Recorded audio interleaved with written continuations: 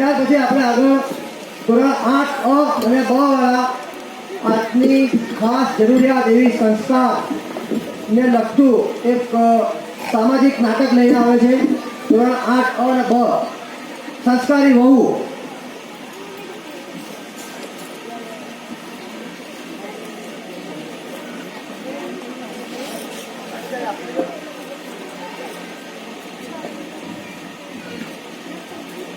આપણી વહુ કેટલી સારી છે.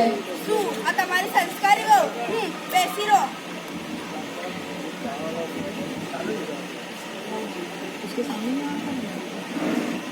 શું આ તમારી સંસ્કારી વહુ? બેસી રહો. મીનુ, અરે ઓ મીનુ, ક્યાં મરી ગઈ? ચા જ આવતી નથી ને. મીનુબેન તો એમના રૂમમાં છે, કોલેજની તૈયારી કરી રહ્યા છે. બસ બસ, તારું કામ કર. હજુ ચા કેમ નથી આવી? એ બિચારી કેટલું કામ કરે છે, નવરી ક્યાં પડે છે, જાતે બનાવી લે. બચારી શું કરો છો? જ્યારથી ઘરમાં આવી છે ત્યારથી અભાગીશો શું તને 100 પીસમાં મૂકવા માટે લાવ્યા છીએ.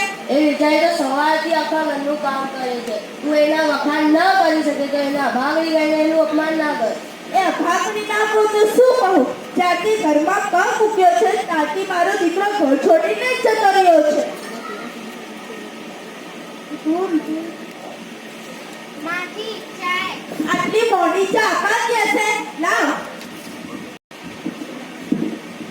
મીનુબેન, આ તમારું ટિફિન. બધાનું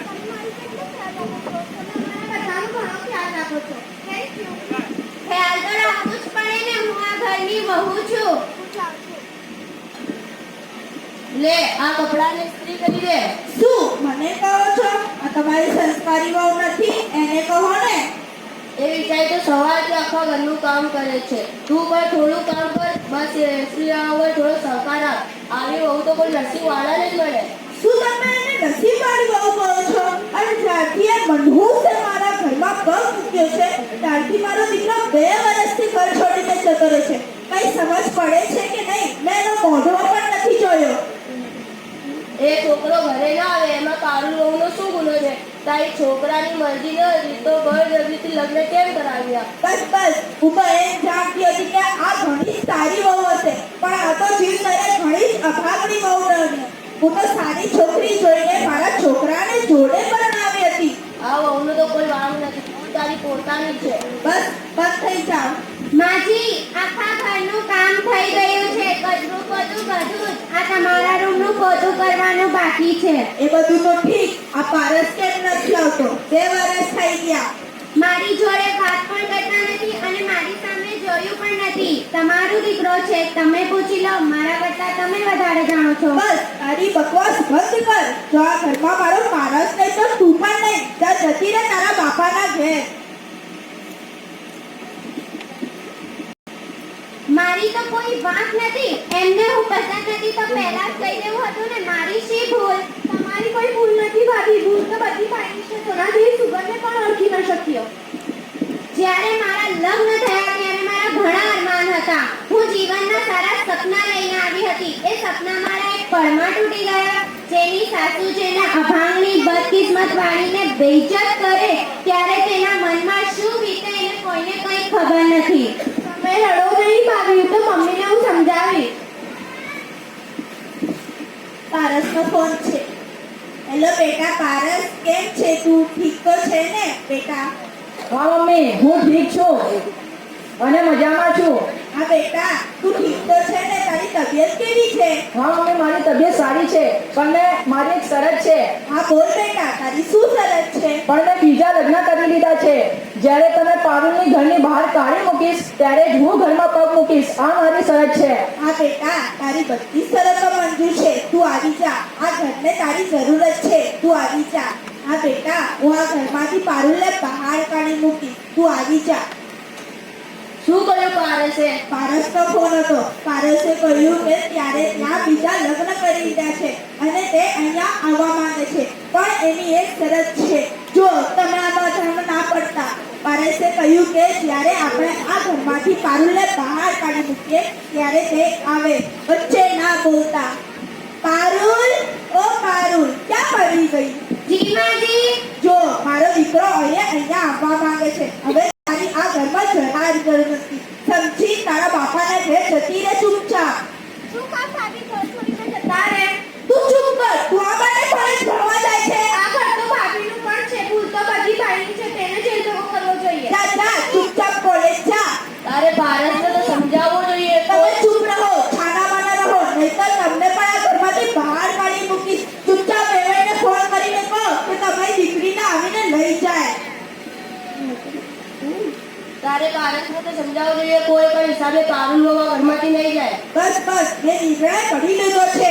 હું એટલો બધો નાલાયક નથી કે મારી છોકરી જેવું વહુને ઘરમાંથી કાઢી મૂકું. હું કશું જ જાણતી નથી. આ ઘરમાં મારું જોઈએ જ ના. મેં તો અત્યાર સુધી મારા માતા પિતા સમજીને તમારી સેવા ચાકરી કરી છે. એક દિવસ પારસ મને સમજશે. મને હવે એ સમજાતું નથી મારું શું, ક્યાં જવું. બસ બહુ થયું. હવે હું કશું જ જાણતી નથી. બેટા તું રહીશ નહીં. આ ઘર તારું જ છે.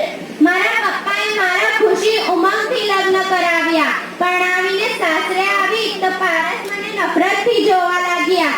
અને આજે સાસુએ પણ કહી દીધું કે મારી કોઈ જરૂર નથી. તો શું ત્યાગ, બલિદાન અને સંસ્કારનું કોઈ મહત્વ જ નથી? હેલો પપ્પા. હા બોલ બેટા, શું થયું? પપ્પા મને અહીંથી લઈ જાઓ. સાસરી વાળાઓને મારી કોઈ જરૂર નથી. એમ છે પારસ તો મને છોડીને જતા રહ્યા છે. અને આજે સાસુએ પણ કહી દીધું કે મારી કોઈ જરૂર નથી. હા બેટા હું આવું છું. In in. એટલે ક્યારથી દરવાજો ખખડાય છે? ઊભા થઈને ખોલ તો ખરી. બેસી રહ્યા વગર. આવે હોય આવ. બેસી જાઓ વેવાઈ. તમારા પારસે બીજા લગ્ન કરી લીધા. શું વાત સાચી છે? હા સાચી છે. કે શું થયું? તમે તમારા દીકરાને થપ્પડ મારવો જોઈએ. તમે મારી ફૂલ જેવી દીકરી પર ત્રાસ ગુજારો છો. મારી દીકરીની હાય લાગશે. તમે જીવનમાં ક્યારે સુખી ન થાવ. બસ બસ બહુ થયું. તમારી દીકરીને અહીંયાથી લઈને જતા રહો. ચાલ બેટા આપણે અહીંથી જતા રહીએ.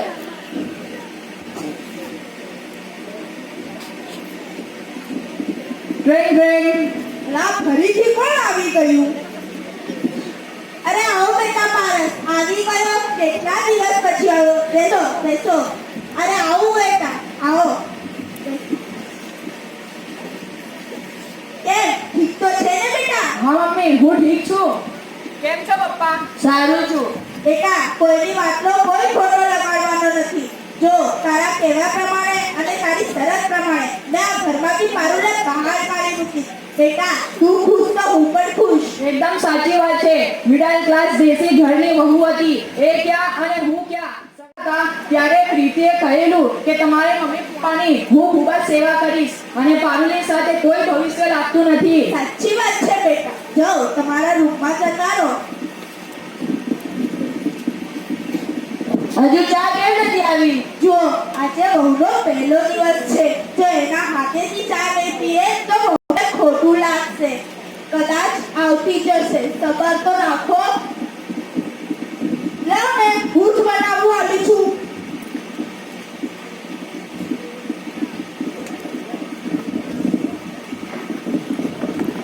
મમ્મી તમે રસોડામાં? બેટા તારા પપ્પા માટે ચા બનાવું છું. પ્રીતિ ક્યાં છે? મને કઈ જ ખબર નથી બેટા. પ્રીતિ, ઓ પ્રીતિ, મમ્મી આવો મારે ચા બનાવવું સારું લાગે? ઓ મિસ્ટર, હું અહીં ચા બનાવવા કે ઘરનું કામ કરવાના છે. તું શું મને નોકરાણી ગણે છે? જો તેનાથી કામ ન થતું હોય તો વૃદ્ધાશ્રમમાં મૂક્યા. ત્યાં બધું બેઠા બેઠા આરામથી જ મળશે. અને એક વાત કાન ખોલીને સાંભળ. આ ઘરમાં વૃદ્ધા બુદ્ધિની કોઈ જરૂર નથી. જો એમને રાખવા હોય તો હું નહીં રહું. અથવા આ નિર્ણય તારે કરવાનો છે. મમ્મી પપ્પા મારી વાત ધ્યાનથી સાંભળો. હા બોલ ને બેટા. તમારે આજથી વૃદ્ધાશ્રમમાં રહેવાનું છે. કેમ? શું થયું? ઘરમાં કંકાસ ના થાય તે માટે ત્યાં તમે સુખીથી રહેજો અને તમે ચિંતા ન કરતા. હું દર રવિવારે તમે મળવા આવીશ. ઓ પારસ આ બોલતા તારી જીભ કેમ નથી કપાઈ છે? આ કાલે આવેલી વહુના કારણે તું તારા માતા પિતાને છોડી દેવાનું કહે છે. તારી શરતના કારણે અને તારા કહેવાના કારણે મેં મારી સંસ્કારીઓને ઘરમાંથી બહાર કાઢી મૂકી. વેવાઈએ પણ જતા જતા મને બધું આપી હતું કે જુઓ તમે જીવનમાં કદી સુખી નહીં થાવ.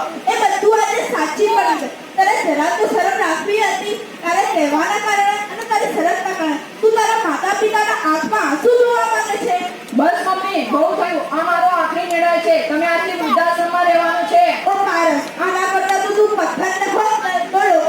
દુઆ આપતા કેમ કે લોકો પથ્થર ઉપર કપડાં ધોય છે તો વધારે સાફ થઈ જાય છે. ધિક્કાર છે તારા ઉપર ભારત, ધિક્કાર છે. જુઓ તમે જોયું, તમે પણ મને માફ કરી દો. મેં મારી સંસ્કારી વહુને ઘરમાંથી બહાર કાઢી મૂકી. આ મારા કર્મની અને મારા કાર્યની સજા છે. મને માફ કરી દો. તમે મારી સંસ્કારી ભાભીને અહીંયાથી બહાર કાઢી, હવે મોડલ બહુ તમને અહીંયાથી બહાર કાઢશે. મીનુ તું પણ મને માફ કરી દે. માફ કરી દે દીકરી. સરસ. આમાં આ નાટકમાં આપણને એક જ વસ્તુ જાણવા મળે છે કે સંસ્કાર એ ઉંમરથી બહુ મોટા હોય છે.